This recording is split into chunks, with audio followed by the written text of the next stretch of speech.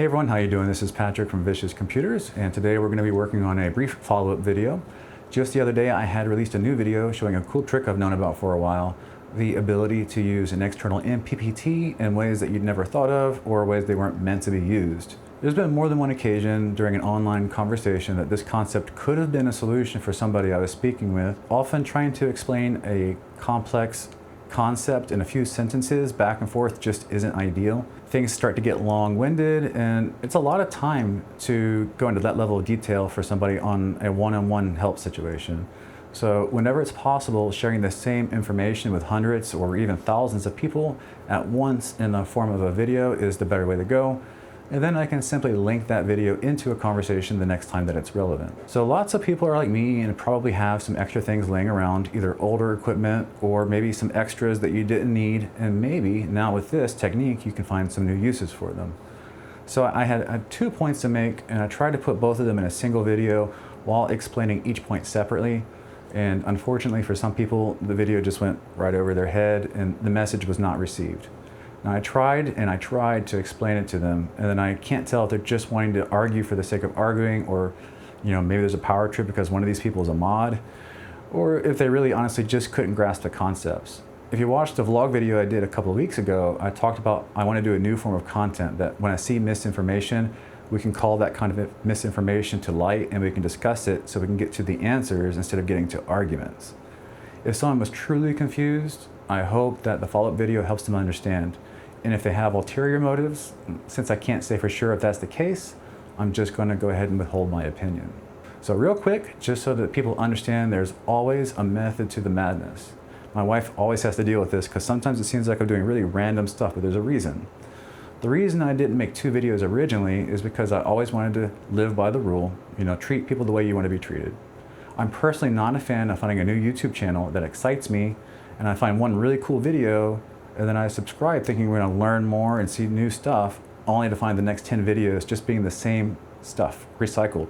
Just same concepts, same ideas over and over, slightly tweaking it and just milking it for views. So I felt like making 2 videos so similar in content about basically the same thing was just borderline dishonest.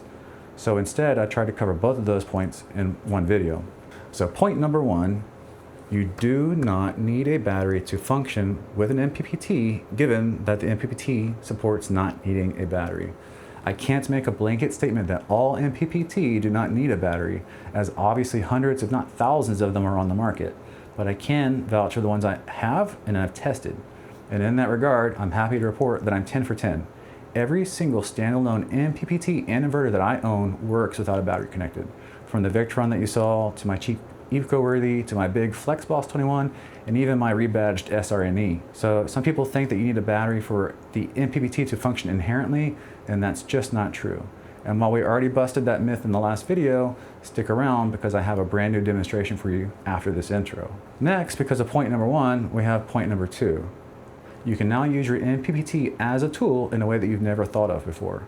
It's not just to hook up solar panels to a battery and charge it.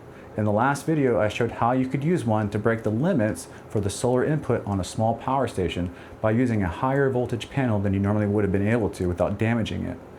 So for me, I thought that was pretty neat and handy. That means if you watched closely, you would have been able to conclude not only could you do that, but you could now run any sort of load right off the MPPT without a battery, and you can hook one MPPT to another if you need to. I actually already showed building a solar shed ventilation system using solar directly without a battery. In that video, I used a buck converter. If I had used the MPPT, I would have saved cost because I already had a spare MPPT, and the MPPT is much more robust, safe, higher power, has remote control and monitoring, so it's just a really good solution if you already have one or you find a good deal on one. So I think it's pretty valuable information, and that's why I shared all that information. Now, back to what I said, there's always a method to the madness. I hate this, but I'm going to spoil a video I was wanting to surprise everyone with. If you didn't know, I bought the Bluetti Apex 300. It has a neat accessory called the Solar X 4K. It's a $550 add-on that adds a 4,000 watt solar input to the power station. And just a few videos ago, I showed you how to make a 50 amp Anderson connection for that power station. The built-in PV for the Apex 300 is very similar to a small power station.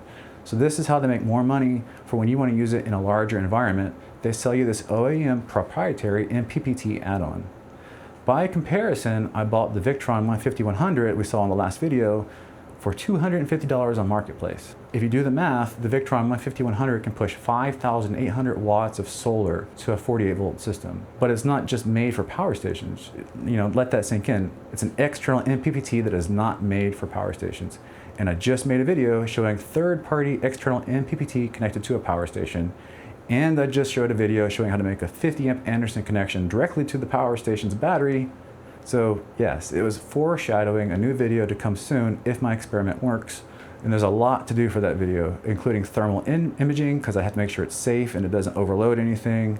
I got to take the equipment apart, and I needed a day with enough sunlight to actually produce 50 amps of solar. And I didn't have a day like that all week until today. So unfortunately, today would have been that video, but I needed to correct this communication issue first. So let's go ahead and start by talking about what part of the communication broke down and clarify it. And then after, I'll be showing you a brand new live experiment to demonstrate the point in real life for all the visual learners and not just in words.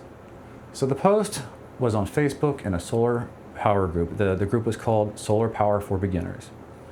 I stated in the actual post how to use an MPPT to run a DC load directly off of a solar without needing a battery. Remember, not needing a battery, not that you can't use a battery. But that was the direct quote of the text in the post, and then the actual video also said, connect an oversized solar panel to a small power station with MPPT. The no battery at the end in the brackets, it was in the video description so that people would find the video if they're searching MPPT no battery, because if you're looking for that information, so you can either bust that myth or whatever else, you'll actually find the video. So I think the main issue is that so many people actually didn't even watch the video. They just made assumptions. But here we go. Bruno Lazaro said, no battery. The small power station is literally a battery. Don't get your point. To which I replied, there is no battery connected to the MPPT at any point in the video. And then I took the time to fully explain the entire video, how it all works, and how everything stated was indeed factual and truthful. Despite those efforts, the next reply came in. Still, there are no load and there is a battery, the opposite of your title. To which I replied, giving you the same information yet again, but in a new way, hoping that they would understand, but it didn't work. This time I even specifically went into the fact that during the video, we had the MPPT powered on and operational before we ever connected it to the power station. We had the app running on the phone. We used a multimeter to show the voltage coming off the XT60i terminal before it was ever even connected to the power station. At this point, if you can measure voltage coming from the product, then it's producing power and it's turned on and it's working and it's operational.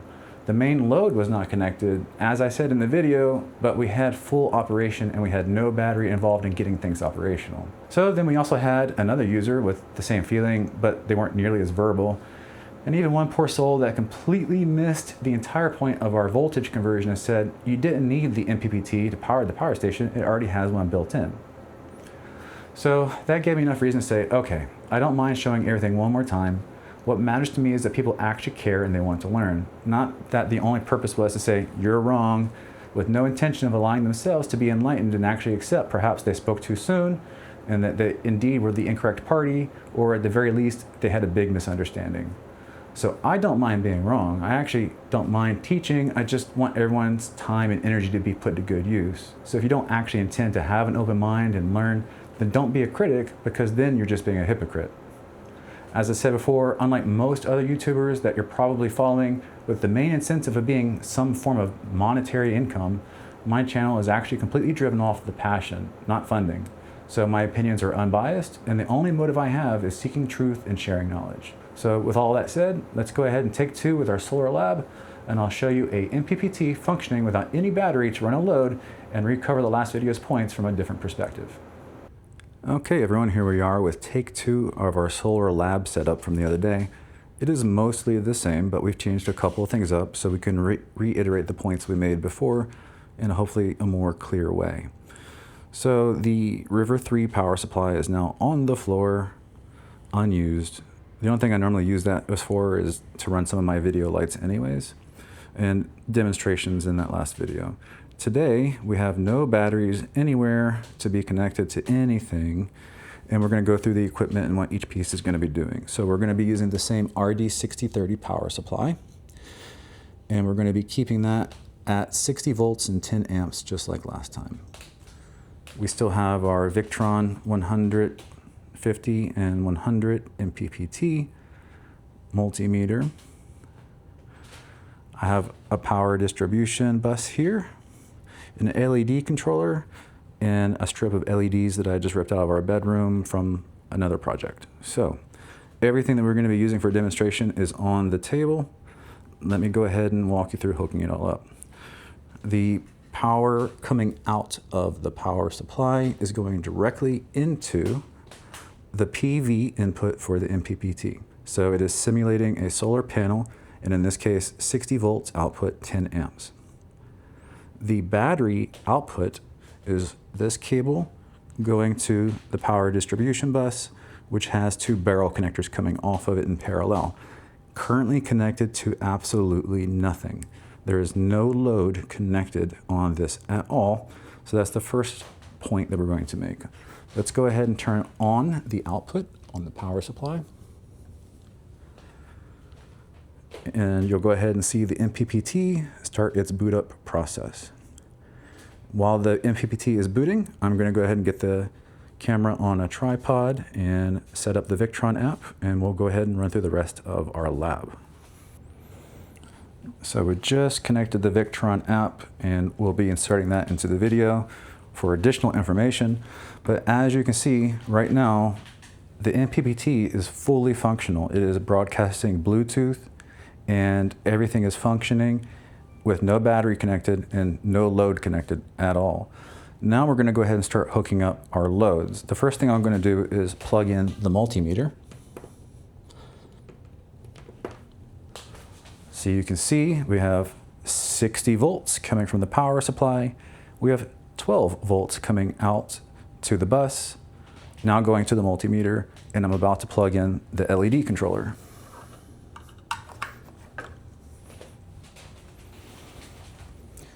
And now you're looking at a full circuit currently running with no battery. Just a power source, which would be your solar panels normally, an MPPT, and a load. And in this case, we're using a 60 volt source to run a 12 volt load in the form of LEDs with absolutely no batteries. The important thing to keep in the mind about the last video is, even though we said you do not need a battery connected to an MPPT, doesn't mean you can't have a battery connected to an MPPT. And yes, there is a battery inside of the power station, but it does not count because we were connected to the PV input of a power station, meaning we could charge that battery, but that battery could never send any power back to the battery terminals of the MPPT, thus giving it power. That was the main point that we were trying to make. You do not need a battery to power or run an MPPT as long as it supports it. And every MPPT I have does support this. In addition to that, we were just being smart about what we can do with this. You might find other ideas I've never even thought of, but you would never think of those ideas until you know you could do it. So I've been using this a lot. It only supports like 25 or so volts of input. My smallest solar panel outside would fry this. So I cannot charge this with any of my solar panels that are currently connected. But now all I have to do, open up my app, flip some settings, plug it in, charge it, boom. I can leave something like this permanently connected as a pseudo charging station that I can just use to charge any devices. Hey everyone, nope, the video did not freeze up. This is a last minute news bulletin being brought to you. I was literally in the middle of editing the video with like 30 seconds left. Something came up in real life, was straight up on topic to this video, way too important. So I'm going to interject it right before the end so we can add it. It actually is in line with everything we talked about, and it so happens to be coming to us from one of today's earlier participants. Mr. Nick here was one of the guys who mansplained to us that we didn't need an MPPT to connect solar panels to a power station because the power station has a built-in MPPT. That is incorrect because we would have destroyed that power station with too much voltage. We used the MPPT to lower that voltage. Taking the time to explain this to him nicely and as a human being without being aggressive or demeaning, I get in return more negativity. Why would you want to use an oversized panel for a super small power station to begin with?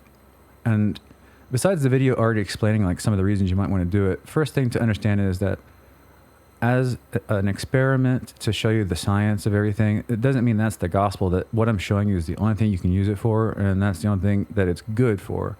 It was showing you something as an idea that you can incorporate in your own way. However, besides the fact that we just showed you how to put a big solar panel on a small power station, which is something you couldn't do before, and that is useful, I'm going to now tell you the exact same thing in a different way, and you'll realize how powerful that really is and how important that might be. Go to the EcoFlow forums, go to the Blue Eddy forums, go to the Anchor forums, go to any of these portable power station forums. One of the number one complaints you're going to see over and over and over again is how the MPPTs are not sized appropriately for the power stations. Usually they say so because, say it's a 500 watt port or a 1000 watt port, but then it has a rather low voltage as its maximum. So the complaint people have is there's no realistic combination of solar panels on the market that'll actually realistically let me get that maximum wattage that you're advertising, be that 500 watts, 5,000 watts, no matter what it is. People are having a large difficulty actually reaching the actual maximum wattage advertised on their power stations. So one way to fix that is what we call overpaneling. And overpaneling is when you add additional solar panels to your configuration, but you have to do this in parallel. And running them in parallel adds a whole new slew of complications and sometimes can be expensive or even wasteful. So I'll give you an example. Say my EcoFlow Delta 3 Plus has 500 watts solar with 60 volts. And my solar panels are, 15 each, 15 volts each. 4 of them in series would put me at 60 volts. And it would be too much. It would be too risky. It could fry it. So I'd have to cut down to 3. If 3 panels, whatever power that's producing, isn't maxing out that 500 watts, and I want to max it out, now I have to add 3 more solar panels in parallel to do so. When using this hack that I showed you, you could add 1 more solar panel in series and still maximize that MPPT. So that's where the power comes in. You now can overpanel in series instead of parallel. That fixes the problem with power stations not having very good MPPTs built into them, so you can use whatever solar configuration feels best for you or what you already have on hand, and you can maximize your power stations despite their sometimes ill-configured MPPTs. Also, by now having the ability to overpanel in series, you get all the benefits of wiring in series instead of parallel. Smaller wires, easier runs, less things to worry about, such as fuses and stuff when things are wired in parallel. So that is a huge reason that was technically already covered even in the first video, but maybe people didn't think about how you can incorporate it. So I wasn't trying to teach you how to incorporate the ideas. I was just trying to teach you what the ideas are and let you find your own ways to incorporate them so you can share them with us. But there is one of my bigger reasons, and just let me know what you guys think. So with that, let's go ahead and get back to the regular recorded video and finish this up. Or in the case of like the solar shed video, you can run loads off of it like my fans. So that hopefully clears up all of the misconceptions or misunderstandings from the last video. And with that, we can move forward onto some new and exciting content. So once again, this was Patrick from Vicious Computers, and I'll see you next time.